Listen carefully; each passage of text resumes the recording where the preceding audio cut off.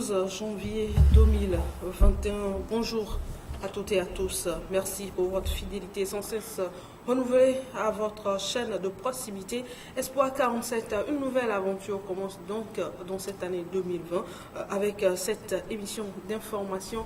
L'actualité en débat. Je vous annonce que désormais, vous avez la possibilité d'intervenir dans cette émission, mais ce sera par SMS. Vous envoyez des SMS dans cette émission sur le 93 49 45 45. Les deux premiers invités de cette année. Le premier, il est déjà avec nous. On attend le second. Adam Adjonou, le patron du journal Vision d'Afrique, est avec nous pour l'instant. Adam, bonjour. Bonjour Anita, bonjour téléspectateurs, sans oublier les téléspectatrices Meilleurs de la vœux. télévision de proximité. Oui, mes vœux réciproques, c'est un plaisir partagé d'inaugurer la première édition de cette émission qui a eu naturellement comme étant une innovation. Vous venez de l'annoncer, où les téléspectateurs et les téléspectatrices peuvent intervenir dans l'émission, serait déjà une bonne chose.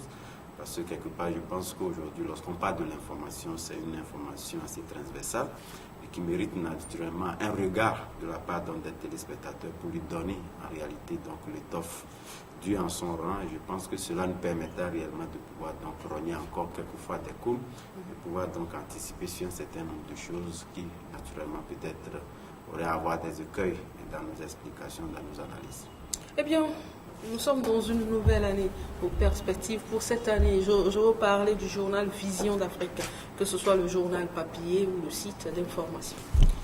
Oui, vous savez, après la litanie des rêves en couleur, comme moi j'aime les appeler, parce que naturellement, vous savez, une chose est de pouvoir avoir de bonnes intentions sur ses proches, ses amis, mais l'autre chose est également de pouvoir donc s'allier réellement donc à la réalité des choses, qui voudrait dire que celui qui veut naturellement une bonne santé doit réellement commencer par adopter les meilleures mesures pour se mettre donc à l'abri des maladies.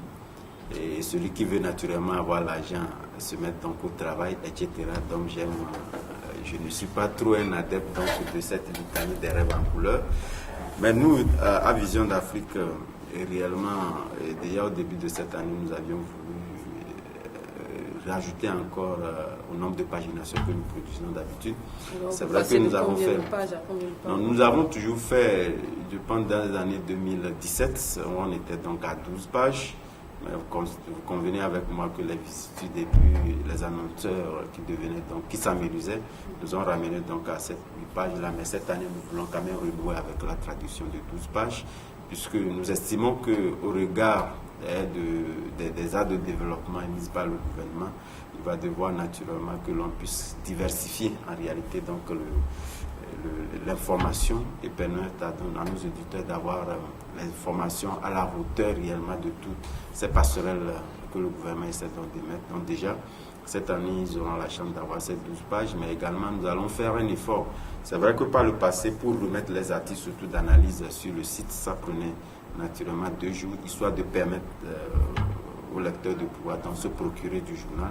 Mais cette année, nous allons décider de le faire 2 jours après, que toutes les informations, surtout d'analyse publiées dans le journal, puissent se retrouver sur le site pour permettre naturellement donc aux lecteurs qui n'ont pas eu la chance de procurer le journal de pouvoir donc s'en procurer de les lire, puisque nous estimons qu'une chose est de pouvoir les publier, mais l'autre chose est de pouvoir donc offrir une palette donc de dispositions à ces lecteurs-là de pouvoir donc lire ces analyses-là. Notre second point de vue, tout ceci c'est dans les perspectives à venir, c'est de permettre donc aux lecteurs de pouvoir également, puisque nous avons des plateformes, aussi bien d'abonnement, d'achat aussi de journal en ligne, parce qu'aujourd'hui vous n'êtes pas sans savoir que c'est le numérique. Et comme je vous le disais, moi j'étais un friand du numérique avant même d'arriver, compte tenu du fait qu'on n'arrivait pas à trouver des voies et moyens pour rentabiliser en termes donc économiques. Donc, nous avons jugé opportun de pouvoir aller sur le support papier. Donc nous allons offrir une possibilité aux lecteurs de pouvoir donc faire l'achat directement sur le site également du journal. Comment ça parallèlement. Non, il y a un mécanisme parce que le journal est là, la une est là, lorsque vous le cliquez, donc ça vous renvoie directement sur le PDF. Et là, je pense que les numéros, que ce soit Timoni ou Move, seront disponibles, qui permettent donc aux lecteurs, lorsque vous acquitez... C'est le même prix, c'est toujours à 250 francs ou bien... non, vous savez, ce serait difficile qu'on vende le journal en ligne à 250 francs. Et c'est le paradoxe, les gens auraient bien voulu que cela peut-être soit s'amenuise. Mais nous allons commencer avec un prix comme nous l'avons fait lors des PDF, nous l'avons vendu à 500 francs. Et avec le temps, nous verrons si naturellement il y a possibilité de pouvoir réduire. Et pourquoi ne pas réduire jusqu'à 200 francs?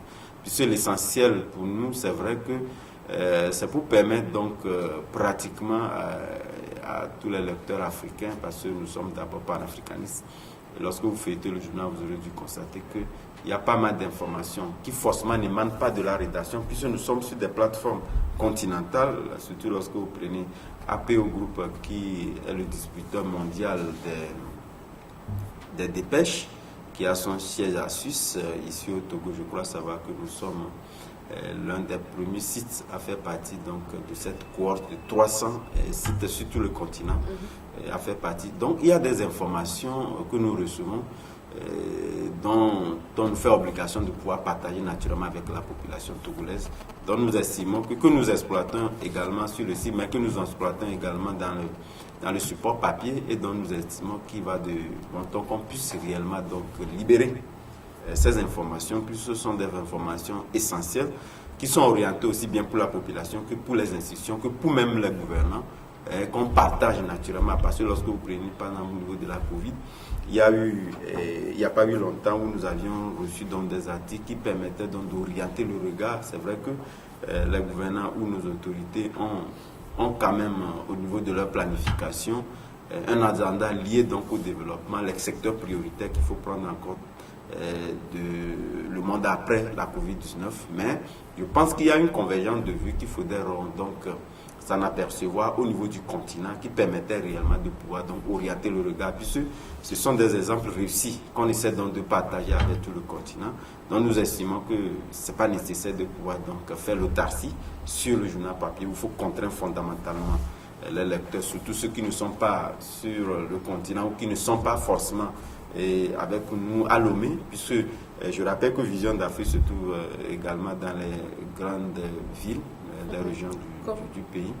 Il y a Balimé, vous verrez ça également à Takwame, également à version papier. Oui, naturellement, mais à Dapa, nous n'avons pas encore un point de vente, ou carrément nous n'avons pas eu des sollicitations, puisque ce sont des gens qui font de ces ventes-là, qui nous sollicitent naturellement et que nous convoyons donc une quantité vers ces villes-là.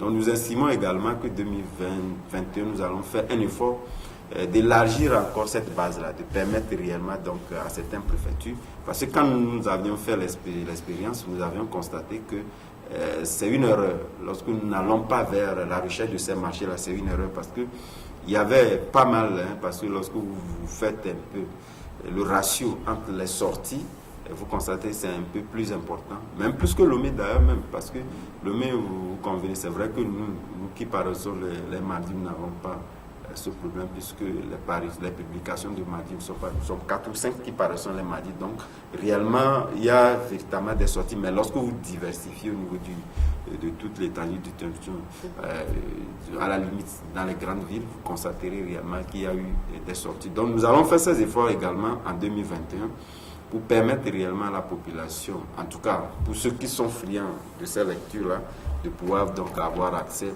à Vision d'Afrique. Et il y aura des informations, pas fondamentalement politiques. Il y a le secteur sécurité, il y a donc l'environnement, l'économie. L'économie, c'est vrai que nous n'en avons pas forcément fondamentalement fait, disons, un journal à thématique économique, mais lorsque vous lisez le journal, vous constaterez réellement qu'il y a une large propension économique. Oui, mais il y a une forte propension pour l'économie qui est assez poussée dans Vision d'Afrique, quand bien même que nous ne faisons pas un journal thématique. Donc il y aura un peu de tout qui permettra réellement donc à toute la population d'en avoir. Alors, chers téléspectateurs, si nous nous sommes prêtés à ce jeu, c'est parce que Vision d'Afrique est partenaire de cette émission.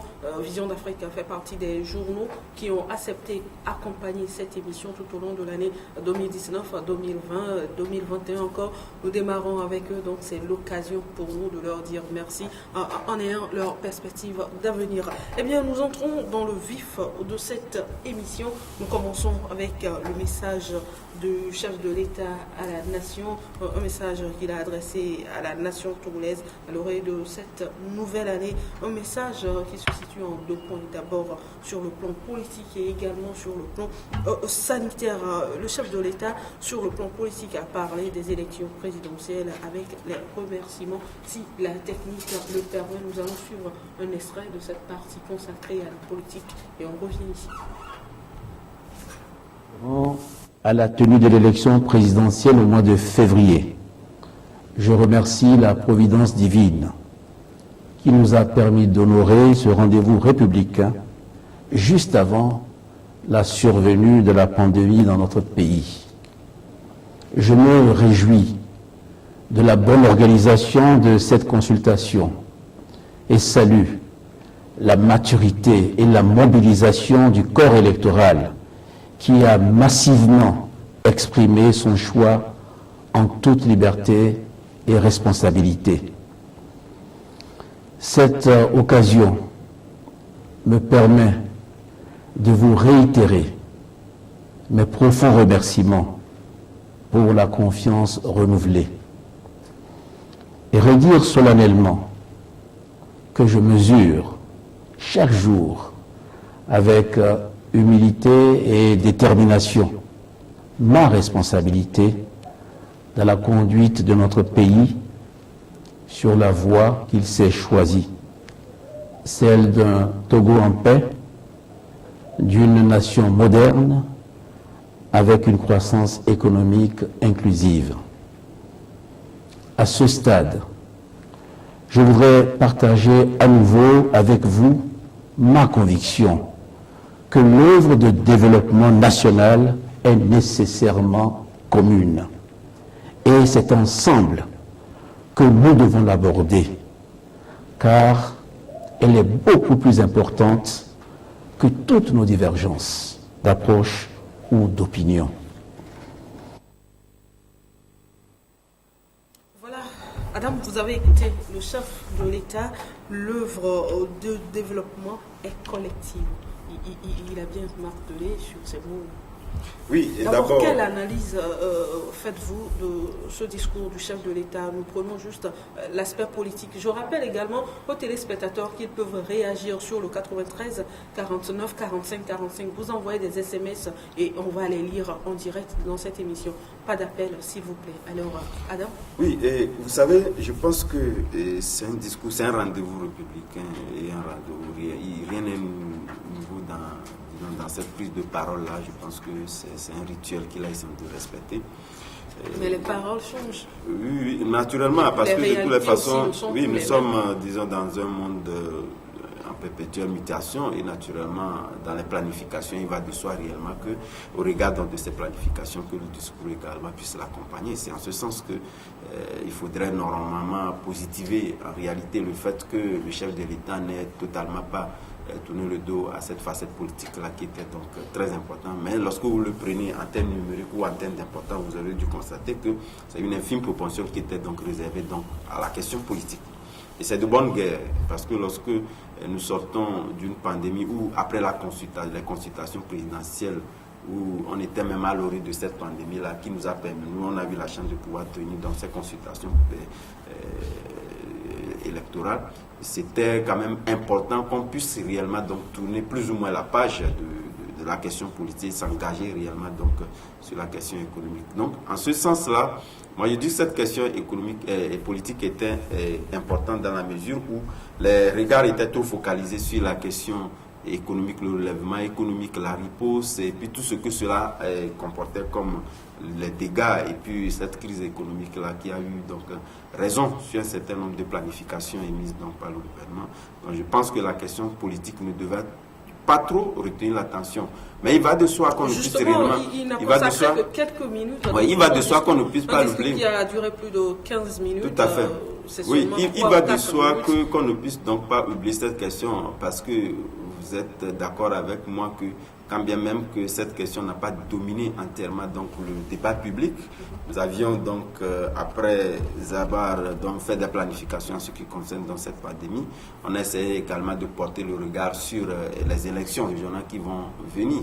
Et ça, naturellement, s'il n'a pas eu spécifiquement donc à pouvoir donc le noter, il ne peut pas donc s'en passer en parlant donc de l'élégance du scrutin de consultation présidentielle que nous avions eu. C'est une allusion faite naturellement pour pouvoir donc conserver toujours cet état d'esprit dans les élections à venir, naturellement donc les régionales qui vont venir où le calendrier n'est pas entièrement situé. Mais tout compte fait, tout le monde sait que c'est dans cette année 2021 qu'on aura donc cette consultation régionale qui viendra clore directement la phase donc de ces élections locales que nous avions connues par le passé. C'est dit tout simplement que je pense que la question politique aujourd'hui devait donc être l'apanage naturellement donc ou une approche assez poussée entretenue par la classe politique de l'opposition, ce qu'on ne voit pas naturellement jusqu'au jour d'aujourd'hui. Il est difficile de pouvoir donc faire des perceptions ou carrément de faire des prospections en ce qui concerne donc les dispositifs ou carrément de la ligne directrice entretenue par la classe politique de l'opposition sur ces questions-là. On a vu réellement qu'il y avait eu donc des dérapages ou à un moment donné où il faudrait réellement avoir une convergence de vues en ce qui concerne cette pandémie-là, mais nous avons vu des leaders politiques aller à l'encontre de cette question-là, en essayant donc d'émerger dans des questions qui puissent permettre au Togo, non pas de pouvoir donc se tirer d'affaires, en tout cas sur la question, en termes de positivité sur cette pandémie-là, mais était orienté d'exacerber en réalité cette crise sanitaire-là qui était donc sur toutes les lèvres. Donc naturellement, vous avez vu, ça a eu quand même raison sur un certain nombre de leaders d'opposition, et cette question-là est toujours pendante où les gens sont mis sous contrôle judiciaire jusqu'au jour d'aujourd'hui. Moi, je pense que à l'avenir, étant donné que le chef de l'État n'a pas clos, disons, ce débat-là, il appartient réellement donc à l'opposition d'être une opposition assez constructive qui puisse réellement donc de faire renaître des questions qui permettent donc à l'opinion de pouvoir avoir donc un regard assez poussé sur la question politique. C'est pourquoi moi j'apprécie. Mais aujourd'hui, avec l'organisation de l'opposition, parce que jusqu'à la fin de l'année 2020, à un moment donné, tout le monde, quand vous interviewez les Togolais, on se dit, est-ce qu'il y a encore l'opposition dans notre pays? Oui, c'est ce que j'ai dit. Malheureusement, c'est le cas. Et c'est pourquoi je dis cette opposition a encore, disons, il y a encore des passerelles à pouvoir donc scruter pour se renaître de ses cendres. Puis au jour d'aujourd'hui, je pense que lorsque moi j'ai toujours l'habitude de le dire, lorsque vous voulez véritablement être un bon analyste en termes politiques, vous ne pouvez réellement pas scruter le terrain togolais. Parce que c'est d'un bord, vous prenez par exemple le chef de l'État, la mouvance présidentielle qui essaie donc de pouvoir donc faire des planifications politiques qui vous permettent réellement de tirer un tant soit peu des substances. Mais lorsque vous voyez de l'autre côté, les gens essaient donc d'animer le débat politique à la veille par naturellement des scrutins ou des consultations électorales. Et ça aussi, les approches avancées ne permettent pas réellement de pouvoir dire que nous sommes en face d'une opposition constructive. C'est ce qui me permettait ou me donnait, disons, la possibilité de pouvoir donc anticiper sur un certain nombre de dérapages ou d'imprudences que nous avions constatées et qui malheureusement a essayé donc de pouvoir mettre encore le Togo au devant de la scénette d'une manière ou d'une autre. Parce que de toutes les façons, moi j'aurais bien voulu qu'on fasse des choix. Des choix constructifs qui permettent réellement donc de tirer les meilleures substances que de pouvoir donc faire avancer des choses et qu'on sait pertinemment que ces choses-là dans un état assez organisé, on ne peut pas les tolérer et ça a amené donc à l'interpellation qu'on pouvait naturellement économiser. Donc je me dis aujourd'hui, si nous devions normalement donc avoir une opposition constructive digne de ce nom qui permet réellement donc de pouvoir donc engager des foules à sa cause, il faudrait réellement qu'on puisse donc changer de paradigme au même moment en tenant compte donc du degré de développement, d'évolution de la population. La politique, telle qu'elle se faisait il y a peut-être 10 ans, n'est pas la même chose qu'aujourd'hui. Vous allez constater qu'il y a la jeunesse qui a changé normalement de mentalité et a essayé donc de comprendre un certain nombre de choses. C'est des gens qui sont hyper connectés et qui réellement donc faire la part des choses. On parle d'achat de conscience. Ce n'est pas une question d'achat. De toutes les façons, lorsqu'on dit il y a achat de conscience, ça voudrait dire que ce sont des paramètres qu'on ne peut pas réellement donc négliger dans les planifications politiques. S'il y a achat de conscience, ça voudrait dire quelque part qu'au lieu de continuer par indexer l'autre comme étant donc l'instigateur de ces approches-là, il faudrait réellement donc anticiper sur d'autres politiques qui permettent donc d'avoir raison sur d'autres, puisque nous sommes sur un champ concurrentiel.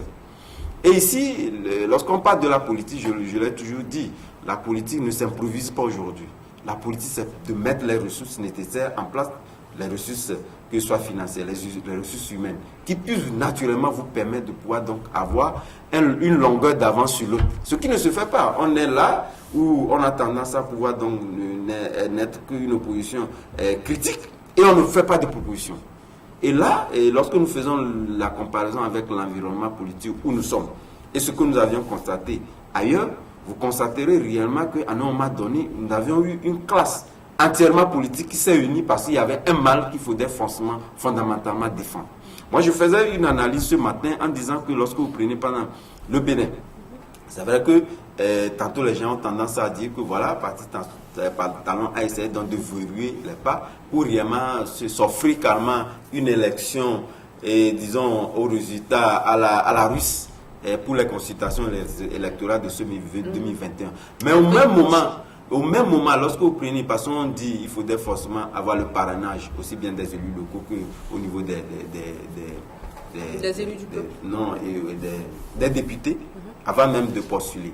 C'est de bonne guerre dans la mesure où j'ai essayé de faire cette comparaison avec la RDC où nous avons vu Parti Talon lui-même était venu, il n'a pas eu un parti politique, mais il a essayé quand même d'engranger les autres partis politiques qui étaient et d'en former réellement une force au niveau du Parlement. La même chose se déroule aujourd'hui en RDC. Donc je pense que ceci lui permettait réellement de jauger, voir si réellement il y a des gens qui sont, disons, dans cette transhumance politique qu'on a constatée ailleurs. Et normalement, il appartient donc à la classe politique, surtout de l'opposition, de pouvoir s'organiser, de s'unir, voir quelles sont les alternatives qui puissent donc s'offrir à eux, parce qu'il faudrait, je pense que ça doit être 6 députés ou 6 élus locaux.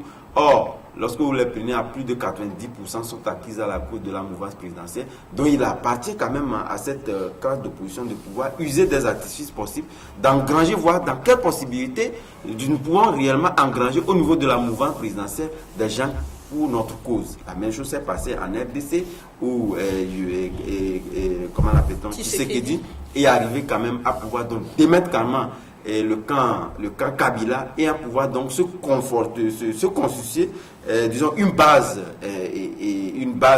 de députés assez importante qui lui permet donc de prendre de la hauteur au niveau de l'Assemblée. Si cela a advenu, ça voudrait dire quand même que c'est à la suite d'une étude minutieuse, une étude précautionneuse en ce qui concerne dans la politique, ce qu'on ne sent pas naturellement sur notre environnement. Mais est-ce que cette situation pourra se présenter si aujourd'hui au Togo, à la fin de chaque élection, les partis de l'opposition célèbrent leur victoire entre eux, c'est-à-dire j'ai bâti tel parti, j'ai battu tel parti, on ne se soucie même plus du camp adverse, de l'adversaire commun.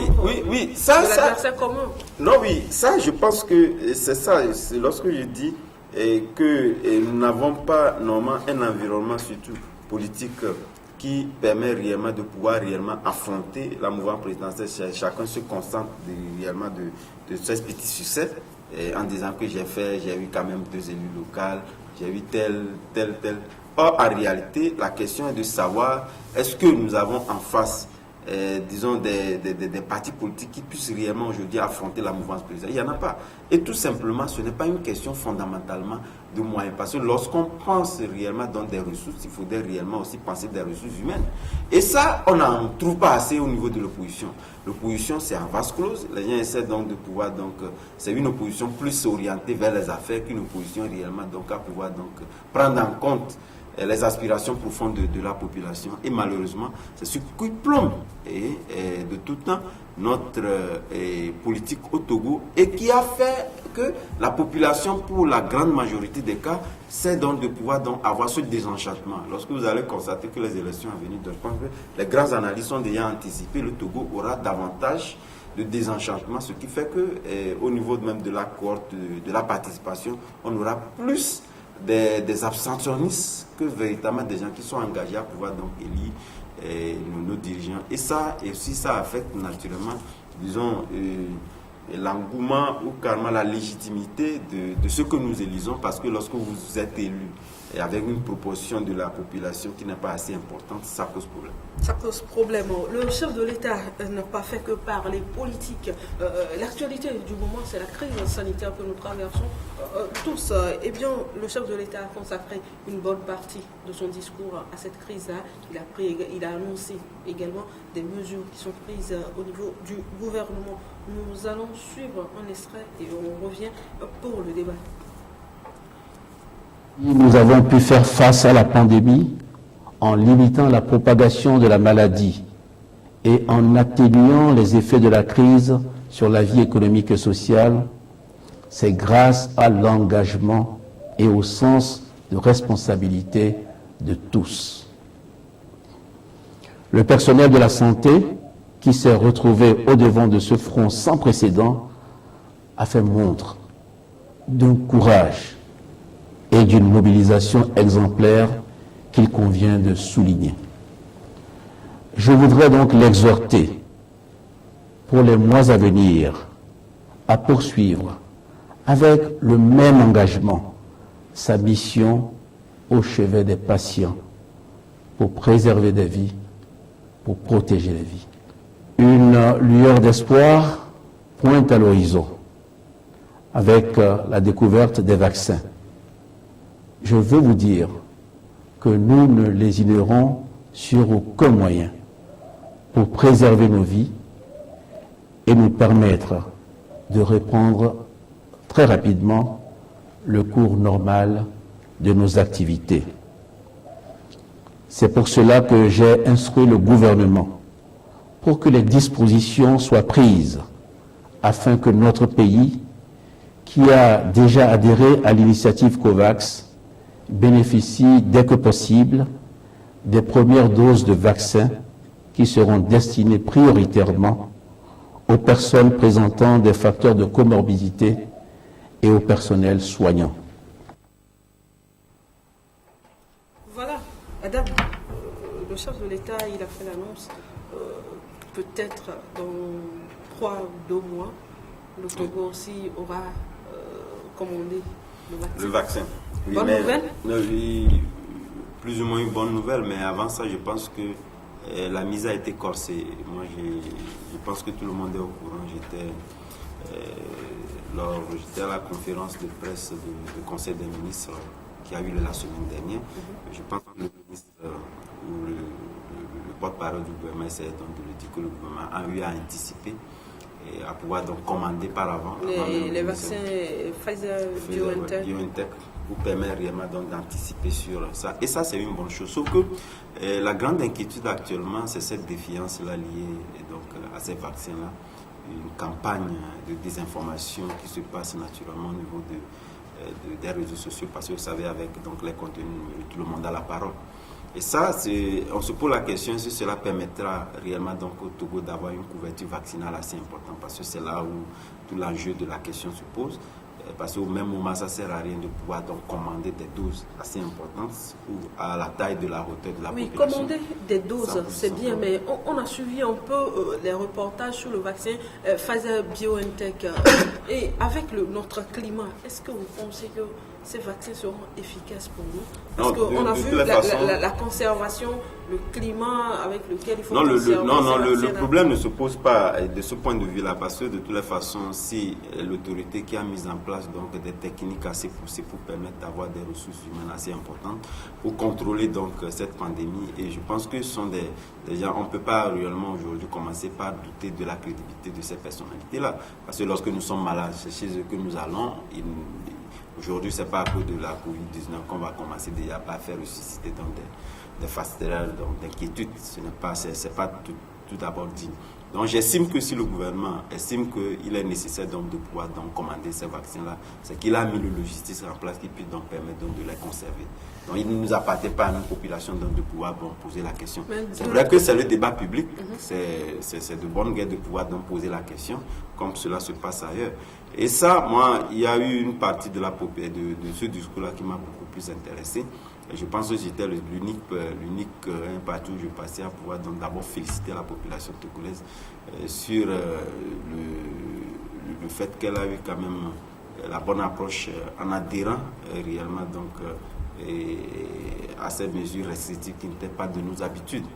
Et ça, je pense que c'est... Le chef de l'État même a félicité la Tout à fait, c'est ce que je disais, parce que c'était pas, disons, ces techniciens tout qui passaient sur les médias n'avaient pas l'habitude de le faire. Et moi, je me disais, c'est un peu maladroit de leur part. Parce qu'une chose est de pouvoir donc faire des constatations, mais l'autre chose également de pouvoir donc savoir que en rien de temps, parce que lorsque vous prenez le port de masque ou d'autres éléments restrictifs, c'était pas évident. Surtout avec des gens, lorsque nous voyons un peu autour de nous, les gens qui essaient de temps en temps de pouvoir donc ressusciter des approches de droits de l'homme pour expliquer le fait que ce dispositif a été tellement brutal. Et au Togo, je pense que ce n'était pas des attitudes à être exprimées.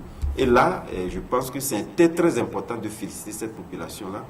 Quoi qu'on dise, c'est vrai, il y a donc un relâchement par moment et autres là. Qu'il faudrait donc prendre en compte, certes, mais au même moment, continuer par sensibiliser l'approche pédagogique qui a plus prévalu, surtout en fin d'année, puis continuer. Mais féliciter également ces gens-là parce que nous, on n'a pas toujours l'habitude, ce n'est pas seulement en ce qui concerne cette pandémie-là, on a toujours l'habitude de pouvoir en demander davantage, mais lorsque les gens font, on n'a pas l'habitude de nous féliciter. On le voit de tout temps, surtout sur des questions liées donc à la politique et à des approches de gouvernance, on a toujours l'approche de pouvoir donc critiquer. Et donc c'était important, et moi aussi je réitère encore, disons, ces félicitations, surtout en ce début d'année, à cette population-là, de continuer.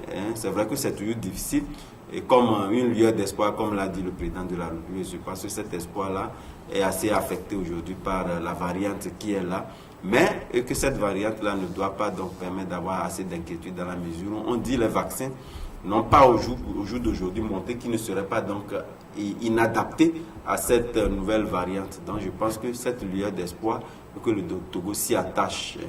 C'est vrai, mieux vaut tard que jamais. Il y a la Guinée qui a déjà commencé par vacciner parce que lui, il a fait le choix des vaccins russes. Et le Togo, et surtout pour l'efficacité, l'innocuité de ces vaccins-là, a fait partie donc de l'initiative COVAX qui permettait réellement donc de pouvoir avoir des vaccins assez efficaces où la population n'a pas à s'inquiéter.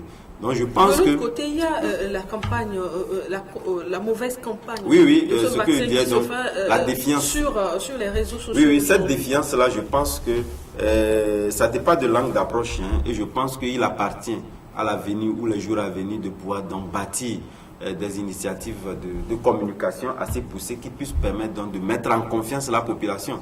Parce que tout le monde en souffre naturellement.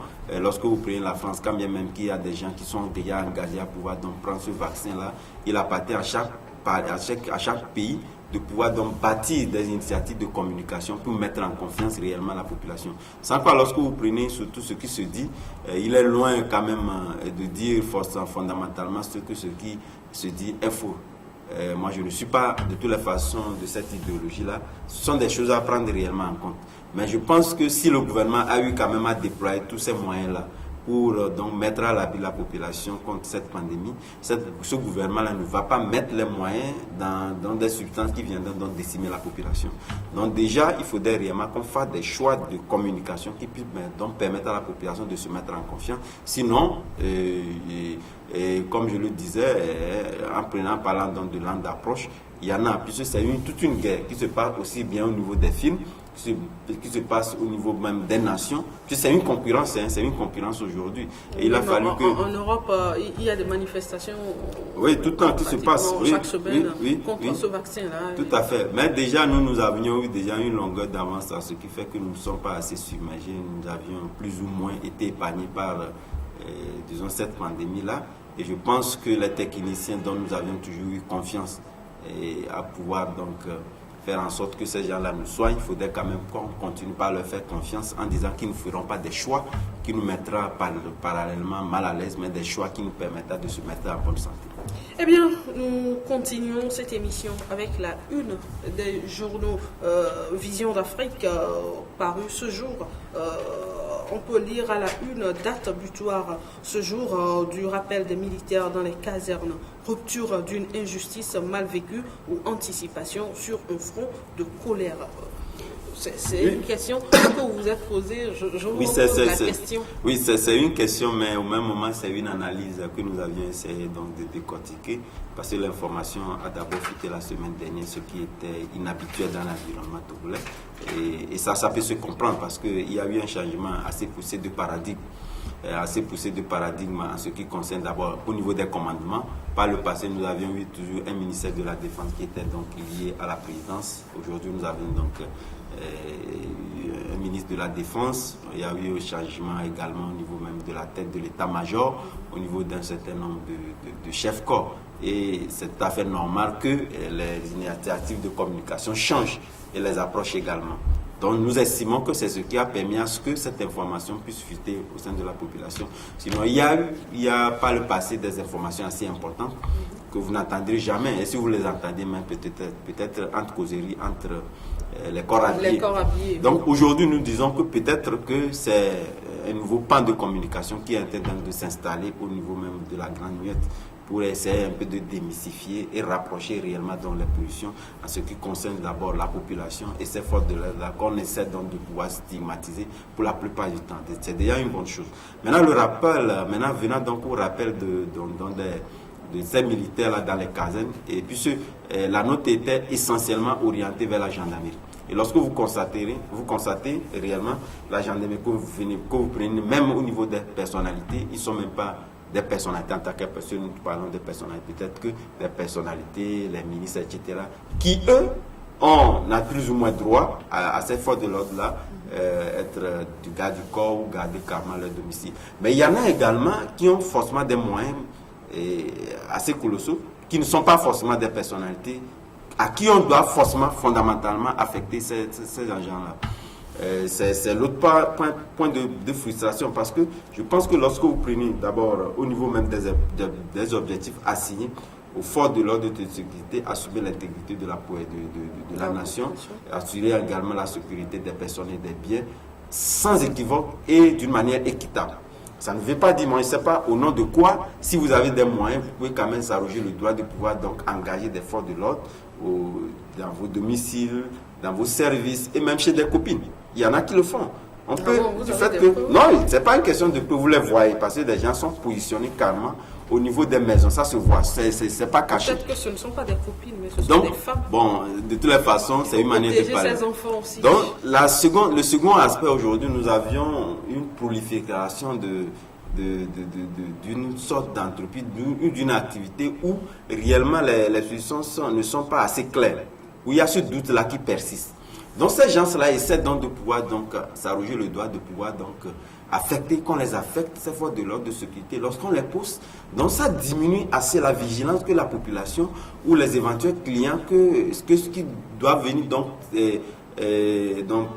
prescrire dans ces prestations-là, ça diminue en réalité donc cette vigilance-là. Les gens essaient de dire que si ces gens-là ne sont pas crédibles, le gouvernement n'allait pas donc les affecter, ces forces de sécurité-là. Donc ça renforce en réalité, disons, ces dispositifs de maladresse où on ne connaît pas en réalité, disons, toutes les passerelles liées donc à ces activités-là. C'est une seconde chose. Et ça crée, disons, une certaine déséquilibre en ce qui concerne l'information. Et c'est une frustration, parce que j'aurais bien voulu qu'on en m'affecte réellement aussi un policier ou carrément un gendarme, puisque des gendarmes n'ont pas au niveau de mon domicile. Mais étant donné que moi, je n'ai pas les moyens, je ne peux pas donc se les procurer. Donc, vous voyez déjà des éléments de frustration qui s'imposent. Le second aspect, c'est la traçabilité en réalité de ces ressources-là, liées donc à ces affectations. Je vais vous donner un exemple. Nous avons parlé aussi des huissiers du service des huissiers dans notre parution de livraison du jour. Et ça, lorsque nous sommes allés réellement aux enquêtes, les difficultés qu'ont ces personnes-là, pour donc aller exécuter une décision de justice, vous pouvez quand même demander à ce que la force publique puisse vous accompagner, pour éviter réellement donc des affres que nous avions citées. Et ça, il y a donc un dispositif assez traçable. De personnel, c'est ça?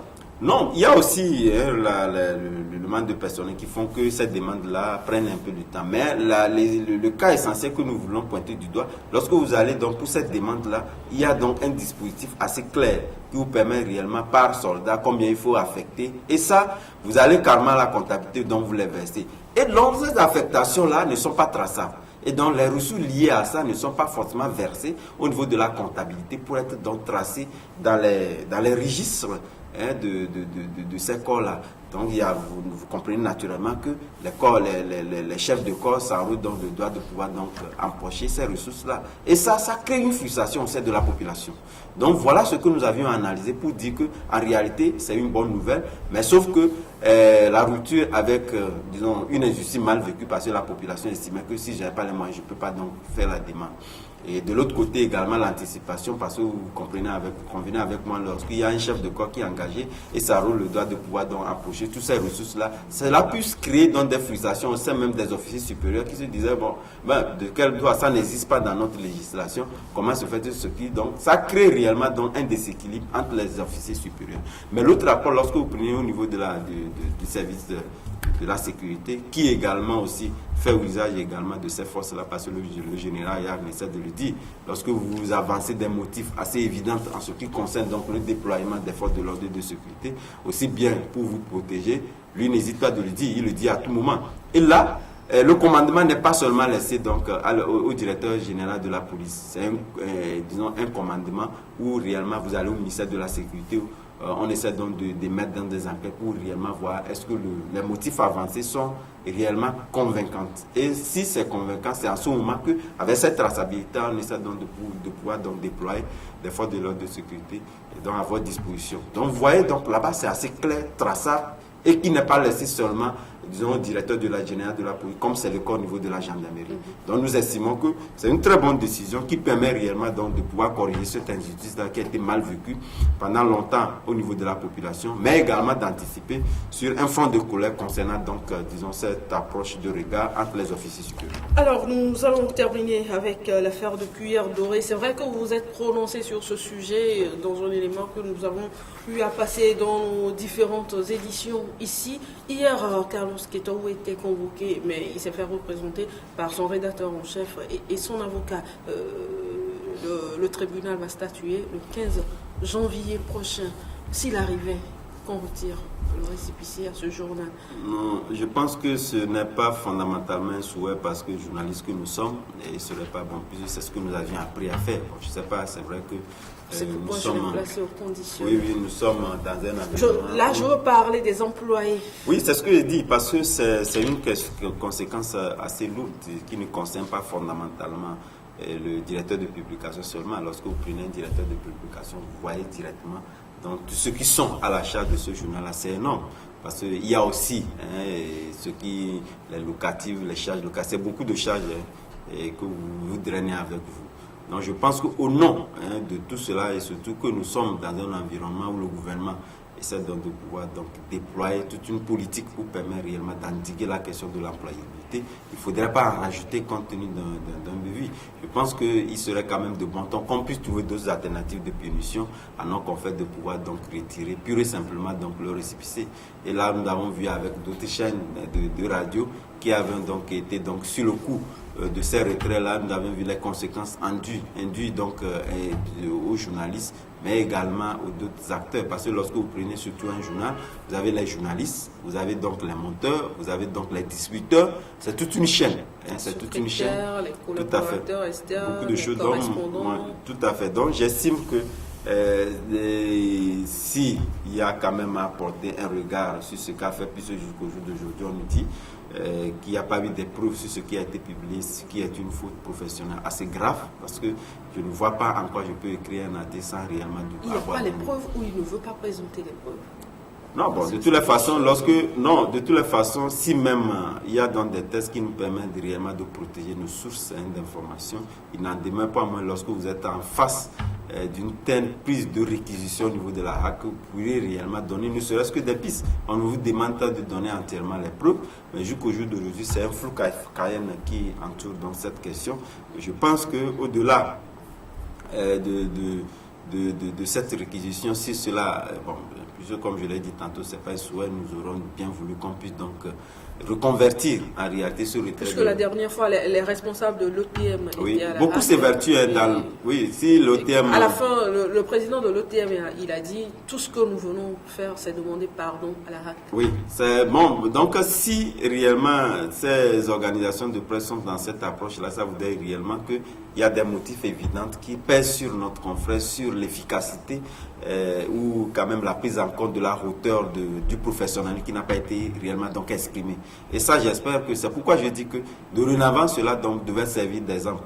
Et nous prions que cela n'advienne pas, qu'on puisse donc retirer donc le récépissé à notre confrère, mais que cela serve d'exemple à tous les journalistes que nous sommes, de pouvoir réellement porter un regard assez précautionneux sur les articles que nous publions, de pouvoir donc les justifier, puisque ça ne sert à rien de pouvoir donc faire des inventions entre guillemets, parce que moi je n'ai pas des éléments d'appréciation pour dire réellement que notre confrère n'a pas fondamentalement les preuves et qu'il les a et qu'il ne veut pas les délivrer.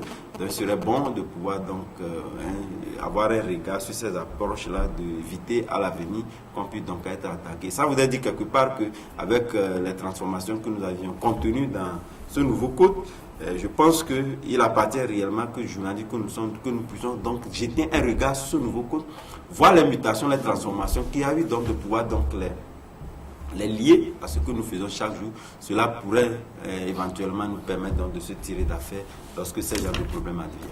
Merci à vous, Adam. Merci à vous. C'est vrai que les 1 heure sont passées rapidement. Finalement, Germain n'a pas pu faire le déplacement. Chers téléspectateurs, merci à vous tous de nous avoir suivis. Je vous donne un rendez-vous jeudi prochain à partir de 10h pour un nouveau numéro. Au revoir.